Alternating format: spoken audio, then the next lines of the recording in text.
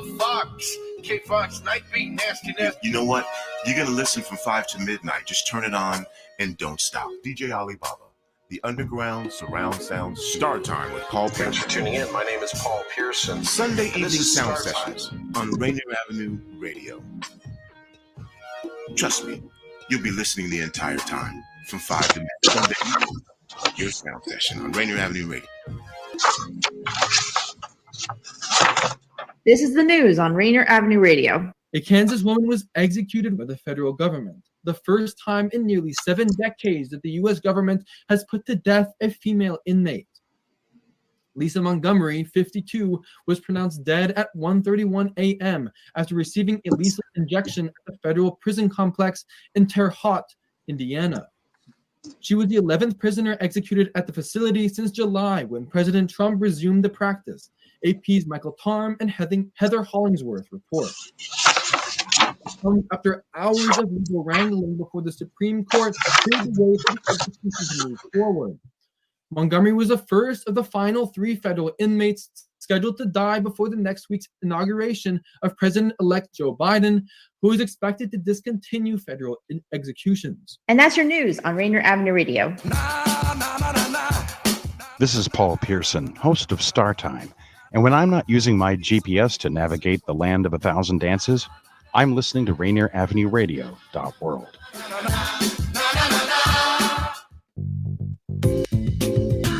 Welcome to Real Estate and Money, a half-hour program on Rainier Avenue Radio.world designed to help you whether you're a buyer, seller, investor, or renter in real estate. Your hosts are 3 local professionals who will escort you on your journey. Violeta Strash, who has years of media advertising and marketing experience and brings this extensive knowledge to John L. Scott Real Estate and all our clients. Tina Lombard, who is a mortgage loan originator with Cardinal Financial with over 28 years of experience, and Elsie Chaudoin, who has over 13 years of experience as a licensed real estate broker. And now here's Violeta, Tina, and Elsie. Oh no, where am I? Where are you at? Where are you at? I thought I was in there. Go ahead, talk. Okay. Anyways, hi everybody. Welcome to our show again. We're going to be talking about real estate and money. We're going to be talking about the comings and goings of this early 2021. And we thank you so much for joining us. Take a moment to tell your friends and family members to tune in to us right now so they can get much needed information. But before we go any further, we always start off the top of the hour with updates in our region for real estate. So Elsie, please take us away. Yes, absolutely. So this is the week of January 12th through the 18th, 2021. In King County, we're looking at active 260 homes at the average price of $966,000. We have sold 339 homes at the average price of $883,000. And in 2020, a year ago, 2020, that just sounds too close to. Anyways, so we've sold 325 homes at the average price of $783,000 with an increase of 12%. Now moving on to Pierce County, we have active 126 homes at the average price of $558,000. We have sold 179 homes at the average price of $509,000. And in 2020, we've sold 223 homes at the average price of $407,000, which gives us an increase of 25%. And in Snohomish County, we have active 78 homes at the average price of $606,000. We have sold 129 homes at the average price of $646,000.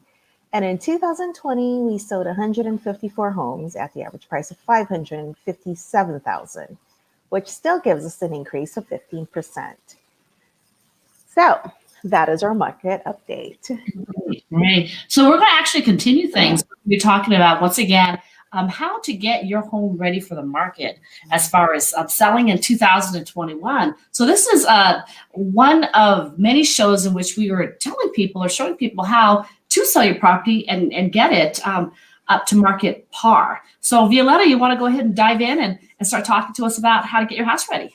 Well, everybody is now at home. They're looking at what they need to do. They're in their space. they're sharing space, and what do we need to do to help these guys as we guide them into the seller's market? And a couple of things that Elsie and I have talked about is renovating. You're going to do a lot of indoor projects right now anyway, like painting, doing the big areas to work on are the kitchen and the bathrooms.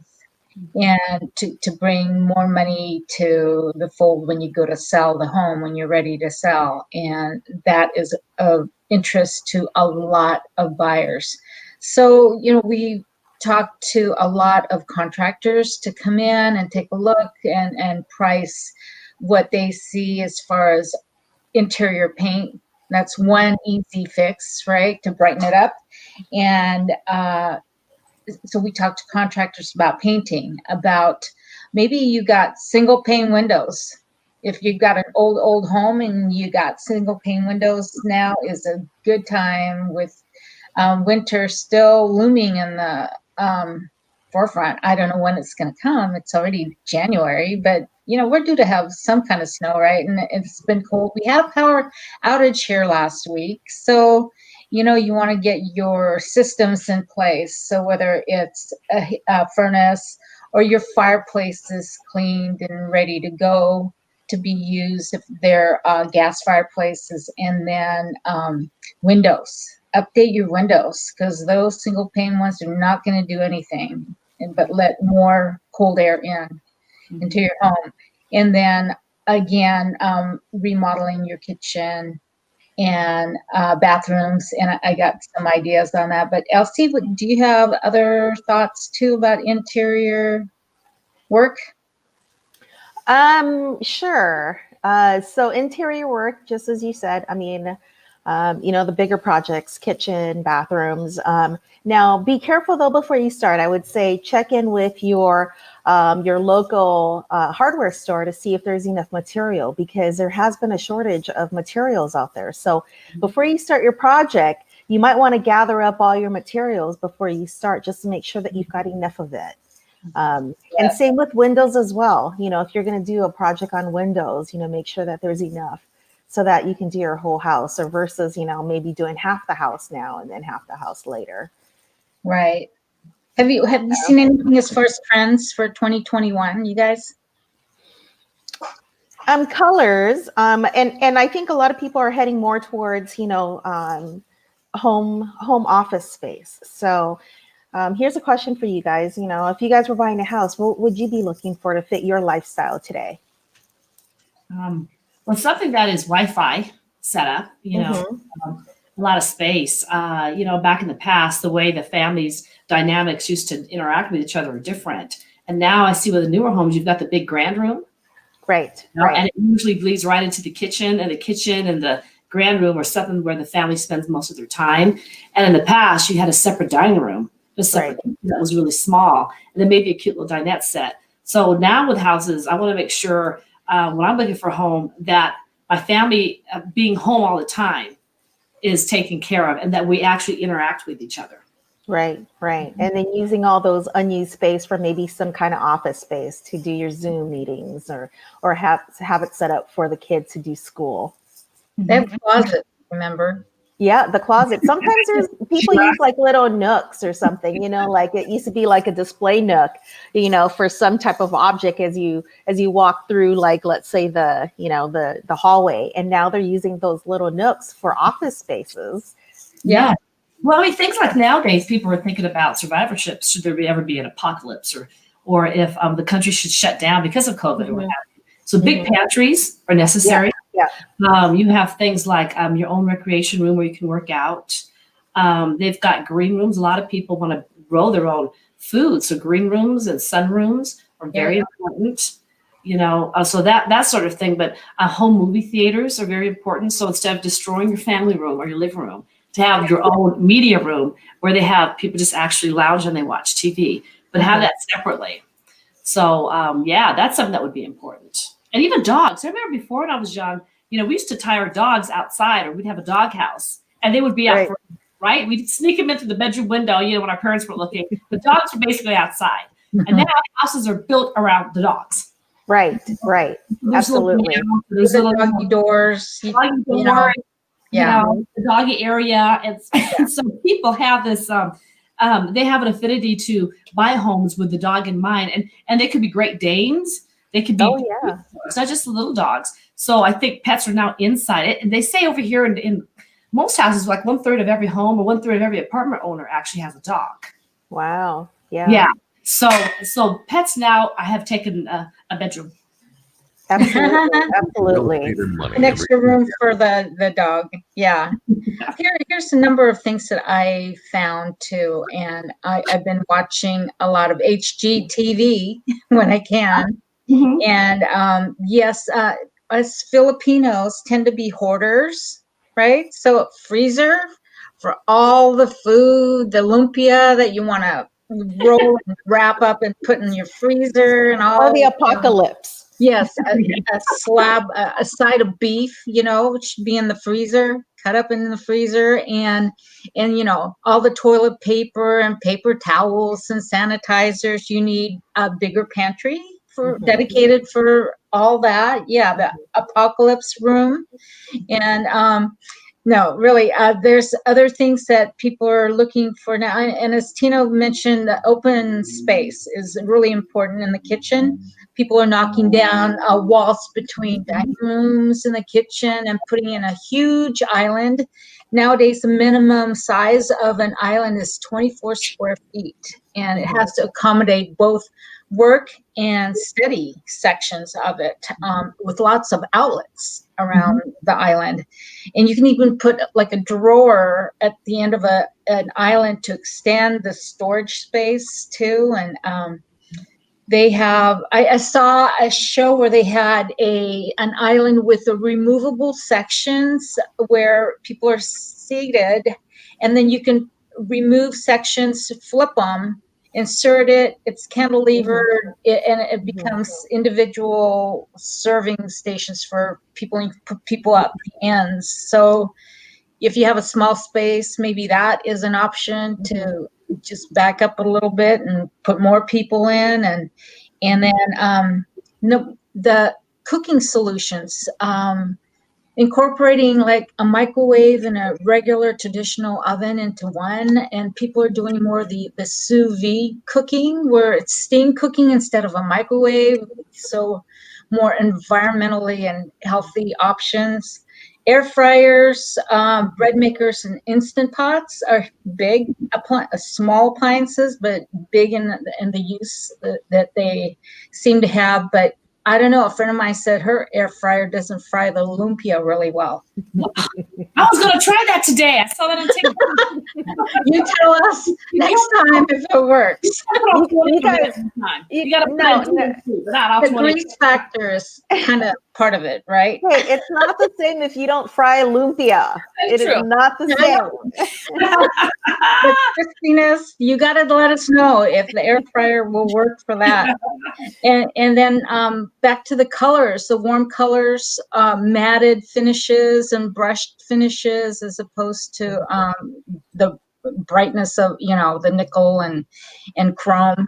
Natural textures like wood and bringing greenery into the home. Slab materials. And what else have we seen? What about bathrooms, Elsie? Oh, well, people are putting saunas. They're putting saunas, aren't they? They're putting saunas in their houses now. Tubs. Wow. So I've been seeing that. A lot of those freestanding flat bottom tubs. I've seen a lot of those, and I've even seen one inside a shower. So I don't get it, because then you got to go around and try to clean around that thing that's inside the shower. And how do you really talk about hygiene and all that stuff? How do I get the bacteria and mold from around the You hire somebody, you hire exactly. I have a husband, the guy that lives in the house. Get him to do it. Whoever starts with shoes can do that too. I've seen floating vanities too. Have you seen floating vanities, Elsie? So that you can actually clean underneath Yes, And- I have. I Yeah, have. Yes. and Yes. different sections of vanities so that you can arrange them the way you want them on the wall. Yeah. Yeah. And that's why I asked the question, like what would you guys be looking for if you were looking at, for a house? I know that you are V right now, but take that and consider that when you're selling your home, well, what would I want to look at and what would I want to do in regards to, selling my house? And the other thing is, if you're looking to list your home, minimalist is a word that comes to mind. Like put everything away. People like to have all of their little appliances on the countertops. Like just remove that, stick that in the storage, in the pantry, wherever it may be, and just keep it that way for about a week or so until your house is under contract. While you're showing virtually or otherwise. Yeah. Nothing on the floor. Take everything off the floor except for the major furniture like the couches, the beds, and so forth. Shove everything under the bed. Put everything in the drawers. Yeah. But clean is what everybody's looking for, and move-in ready. So the more move-in ready your home is, the more the more value you'll get for your home. Exactly. Yeah. I know something because I went to go buy a new vacuum cleaner. I do have a house vac where I have a central vac, and I have plugins everywhere, and you run around with that thing. But I bought like a little vacuum cleaner to get into all the little nook and crannies, because when you're a minimalist, it's very easy to clean. It's very, very easy to clean. You can see where the dust of what everything is, but it's healthier when it's clean and minimalist like that. One neutral color. I know when I first bought my house, the couch had a different pattern than the head, the bed, everything had a different pattern and color. It looked like a giant explosion in a pizza factory. And now it's just simple, streamlined white, black, gold accents. And then anything green is a plant. And then I have artwork. But I have plaid, with paisley and, all checkers and all types of fanatical stuff. But so now it's just beige. Beige. Big old white crystal. That's it. Or one room with your baby grand. That's it. Yeah, that's it. Yeah. There you go. There you go. Yeah. I've got the Asian woman's living room. Nobody goes in here. Right.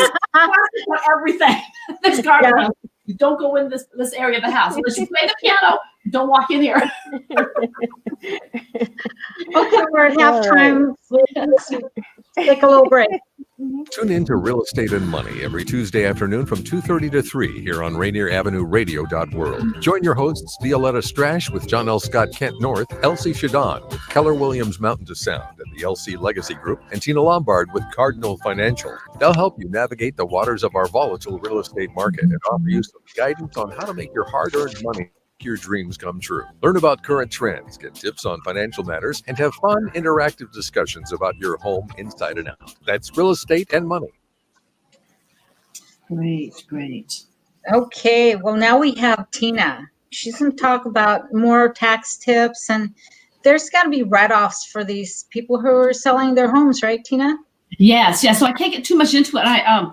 But this is what I'm going to say as far as tax and everything. There's all these different income ramifications. There's 1031 exchanges. There's different things that you can do. Now, you're not a tax accountant. I'm not a tax accountant, but let me tell you some tips that they all say to do. First of all, you want to keep receipts of everything. You want to keep a journal and a ledger of everything.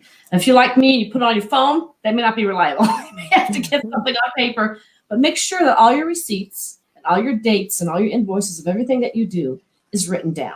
If you're going to have an inspection of if you're going to have somebody inspect your property or do any type of landscaping quote, and you're going to be selling your house, you want to get your landscaping taken care of, just make sure that you keep the receipts of that. Your flooring, any type of painting, anything in the house that's going to cost you to get your home up to par to get on the market, you want to go ahead and keep that and record that. You want to keep the receipt and the date and the time and actually who did that. At the end of the year, and this year I think we've extended it to January 31st, to get everything in for the year to officially start. But make sure that when you go to your tax accountant and your CPA person that you bring all of those items. And it may sound small to you, but $10 here at Home Depot, $50 here at Lowe's, $100 here at Costco, that all adds up. And it could be the little things. So do you guys find when you go to a seller's house and they say, you say, hey, you got to get this cleaned, you got to get this painted. And they're like, okay, that would cost me like $80. I'll get it cleaned or painted. And I'll get somebody in here to do the landscaping, and they pay them with cash. And they don't realize, that if you actually write a personal check, it's actually better because you have it for record. Mm-hmm. Yeah. Or if they have to take cash for whatever reason, at least write them a receipt and have them write a name and sign it. Have something in by paper. Don't just say word of mouth and shake your hand. Even if it's a relative or something that's doing the work for you and you're paying them under the table or whatever, make sure you have that on paper so that you can turn it into your CPA. So at the end of the year, when it comes to taxes, you'll have everything there and those little things will add up. Right. Yeah, and what I want to expand upon today, Violeta, is getting ready for your next home after you sell your property and getting ready for your next home. A lot of people are wondering, what do I need to do? So I just want to briefly go over your application and the items that you would need. And it's very, very easy. So when you do an application for a purchase or for a refinance, it's basically the same application. It's the same things that you would need. We need to verify so we need to verify your income. And then we need to verify your credit. We need to verify who you are. And as far as income is concerned, we want to make sure that if you do work for a company such as Boeing, let's say a W-2 pay stub, you need to have pay stubs, you need to have W-2, and you need to have tax returns. And that verifies your income. And we take it from there. We need to verify what you have in your bank account. A lot of people, it's not just your credit and not just how much money you have to put down, but the bank wants to make sure if you should ever go through hard times, that you have enough savings in your account for at least 3 to 6 months that you can draw from in case you lose your income for 6 months. So we look at your bank accounts. We also look at your bank accounts to see if you got anything funny going on, if you got any habits that would prevent you from being a good credit risk. So we look at your bank accounts and your tax returns. A lot of people don't realize, but on tax returns, you put down whether you receive alimony or child support, or if you pay alimony or child support, or if you have dependents on your tax returns. Now, somebody may have a grandmother on their tax returns and they actually receive income from their grandmother for Social Security for whatever reason. Mm-hmm. And we can use that as income. Sometimes you have kids on there and you're single. And a lot of times we'll say, do you have alimony or do you have child support? And the applicant said, yeah, I do. And you never asked for it. So a lot of times we look at your tax returns and we want to make sure that your tax returns help you with your income. And also it could expose some expenses that we want to be aware of. If you are self-employed, a lot of people that Schedule C, we want to tear apart your Schedule C. And I have seen a lot of people who make, like, let's say $400,000 a year legitimately. And when everything is said and done, they walk away with $32,000 claimed income. I don't know how it happens. But it happens, okay? So a lot of times you can say, yeah, I make about, $25,000 a month I get, When it comes down to tax returns, you are not reporting that or as income. And so it only shows $4,000 a month of income. So we want you to turn in your tax returns if you're self-employed. And if you own a corporation or LLC, we want to see your personal tax returns, plus you want to see your business tax returns. And we want to see your K-1s, which income is derived from your corporate. Mm-hmm. So if you have a rental income, if you've got a rental property, or what have you, you've got leases, we want to make sure that we have all your lease agreements so we can use that as income. If you have mortgages on your current home and other rental property, we want to see all of your mortgage statements to make sure that we've got all the payments right when we do our calculations. And then we also ask for insurance. We want to make sure that if you have a property, that you have proper insurance. Now, if you're in between homes, such as Violeta, if you're in between homes, you don't get the insurance until you buy your property. Then we have you go out to an insurance person and say, do you promise to have insurance on this property? And you get insurance. So we want to make sure you have insurance. And the last piece of information, which is actually the most important, believe it or not, is your ID. Now, of course, I'm applying for a loan. It's got to be me, right? It may not be. We have a lot of people who, they'll use their sister's ID. They'll use their cousin's ID. They'll use their mother's ID, or they'll use their son's ID because it's a junior. Or they name their daughter for that specific reason, and they use their credit report. It's actually true. Yeah. And they'll be right up front with me. They'll say, Tina, my daughter's name, my wife's credit is wacky, but my daughter's the exact same name. We pull her credit. She's driving a 780. You can't do that, So, but you'd be surprised how many people actually do that on a daily basis. And so we forensically look through. A lot of people, they just flat out lie. They've stolen somebody's ID. We had loan officers in the past that stole their client's ID and bought different investment properties. So it's very important. When you take somebody's application over the phone, or realtors, if you have a client and they say they want to apply, we actually have to verify who they are. And when they say their social security number, date of birth, it's not just for credit. We want to make sure they know who they are. So when you have all this application together and you send it to us, we actually verify everything, and we'll give you a number. Let's say you're approved for, $890,000. We actually will tell you that. So when you sell your property, you know you're leaving this house, but you know where you're going. You have some idea of the bridge it'll take to get to where you're going. You're going to know where you're going. So that's it. That's it. Okay. Quick question, Tina. All right. So let's say in the year 2000, I bought a rental property, right? And I'm looking to buy a primary home. At what point in time can I start using the rental property's income to show more income towards, for me to qualify? Well, it's changed like throughout the years, and FHA and Fannie Mae are different. But now it's instant. Before it used to be you have to have 1 year of landlord experience. Okay. In some programs right now you don't. You just need to have that first payment deposited, proof of that, and then a signed lease agreement. Okay. That's a very good question. Mm-hmm. All right. So what other ways can people show income besides, alimony, besides, let's say, the parent living with them? Well, there are some people, your classic ways of getting, income, but some people have got like maybe $1.5 million in trust funds or in mutual funds or something like that.